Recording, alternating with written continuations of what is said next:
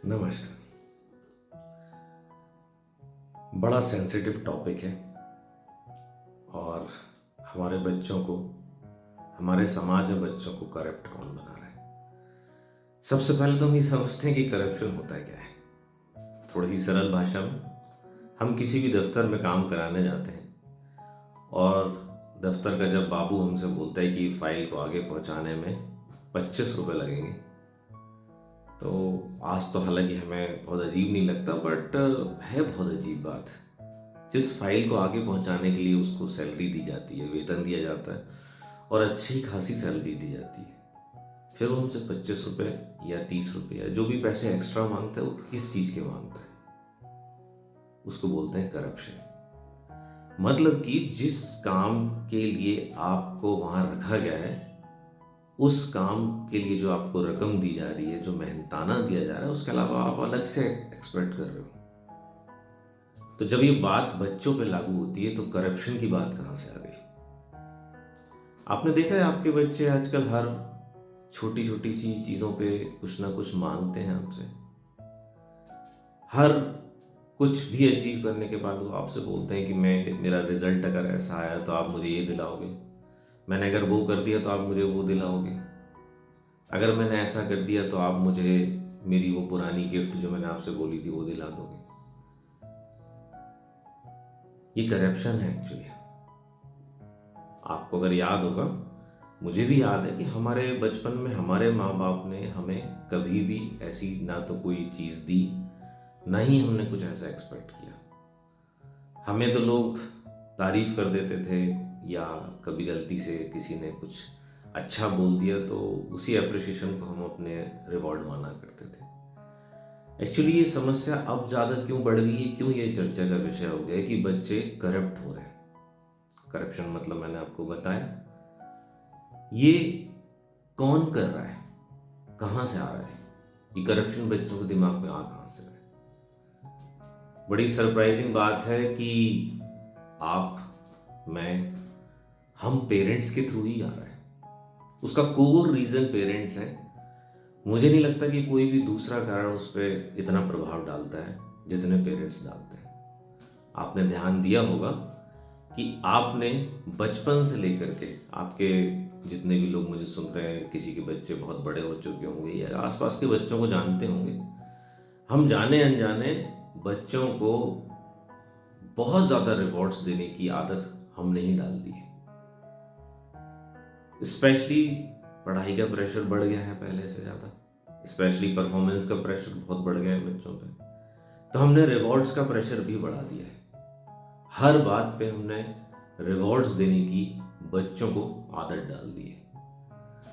अब वो आदत इतनी ज़्यादा गहरी उतर गई है कि लाइफ में विदाउट एनी रिवॉर्ड वो जीना ही नहीं चाहते, और इतना ज़्यादा गहरा असर हो चुका है इस बात का कि बहुत सारे बच्चे तो इसलिए सुसाइड कर लेते हैं क्योंकि उनकी लाइफ में उनको ऐसा लगता है कि उनको जो रिवॉर्ड्स दिए जाने चाहिए थे पेरेंट्स के थ्रू या सोसाइटी के थ्रू या स्कूल के थ्रू या कॉलेज के थ्रू या कॉरपोरेट लाइफ के थ्रू, वो नहीं मिल पाए उनको।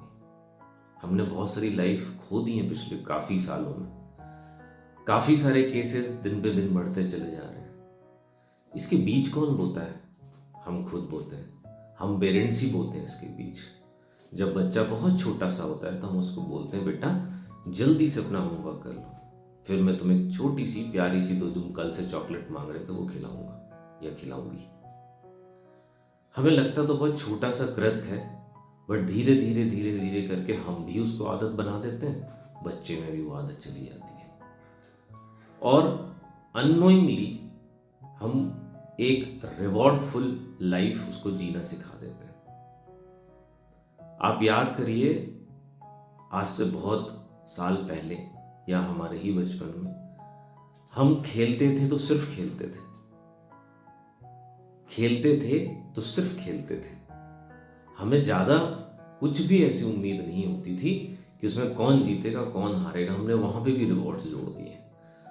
आज के जो स्पोर्ट्स हैं, आज के जो गेम्स हैं, मैं रिस्पेक्ट करता हूँ कि बहुत आगे बढ़ गए हैं, बहुत अच्छा फील्ड, उसमें भी एक अलग से एक फोकस आ गया है लोगों का, बहुत अच्छा खेलने लगे हैं, बहुत अच्छे से लोग उस पर फोकस कर रहे हैं। लेकिन क्या हमेशा ज़रूरी होता है इतना रिवॉर्डिंग होना, कि हम खेल में भी रिवॉर्ड ढूंढते हैं, हम मनोरंजन में भी रिवॉर्ड ढूंढते हैं, अपनी लाइफ के हर पहलू हर डायमेंशन में रिवॉर्ड ढूंढते हैं। यही हमने बच्चों में अनजाने से अनजाने में ट्रांसफर कर दिया है। क्या सॉल्यूशन है इसका? बहुत आसान सॉल्यूशन है, बहुत आसान। आपको लग रहा होगा कि अगर हम रिवॉर्ड ना दें अपने बच्चे को तो वो आगे बढ़ेगा ही नहीं, वो अपनी लाइफ के प्रति जो भी सीरियसली करना चाहिए वो नहीं करेगा। ऐसा लगता है ना, लेकिन ऐसा नहीं है। इसका एक बहुत अच्छा और आसान सॉल्यूशन है कि हर बच्चे के अंदर, हर पेरेंट्स को एक परसेप्शन ऑफ लाइफ सिखाने की बहुत ज़रूरत है। मैं एक एग्जाम्पल के साथ आपको बताता हूँ आसान तरीके से। आप अपने बच्चे से आज या ओवरऑल उसको बताना चाहते हैं कि उसको लाइफ में पढ़ना क्यों चाहिए, उसको होमवर्क क्यों करना चाहिए, उसको सिंसियर क्यों होना चाहिए।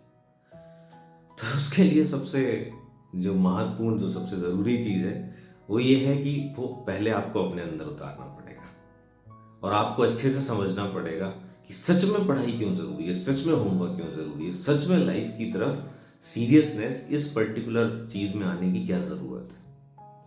और प्रैक्टिकली जब आप वो खुद करेंगे, प्रैक्टिकली वो सिंसियरिटी जब आपके अंदर खुद के अंदर दिखाई देगी, तब आप बच्चे को भी थ्योरेटिकली भी और प्रैक्टिकली भी समझा पाएंगे कि ये क्यों ज़रूरी है और कितनी ज़रूरी है, कितना करना है।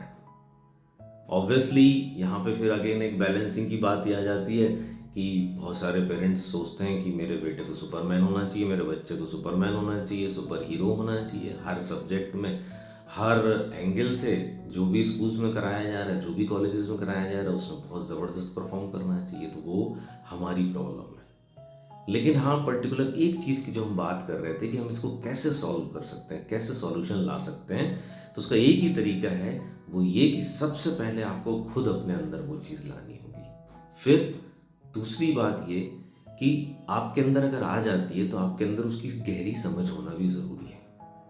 तो कोशिश करके देखिए छोटी छोटी चीज़ों में को अपने अंदर उतारने में, और बच्चे के प्रति उस पर्टिकुलर सब्जेक्ट को लेकर के परसेप्शन लाने में। सब्जेक्ट मतलब मेरा ये कि हो सकता है कि आप अपने बच्चे को खेल कूद में, स्पोर्ट्स में परफॉर्म करने के लिए प्रेशर डाल रहे हैं या उसको रिवॉर्ड दे रहे हैं, तो वो मत दीजिए।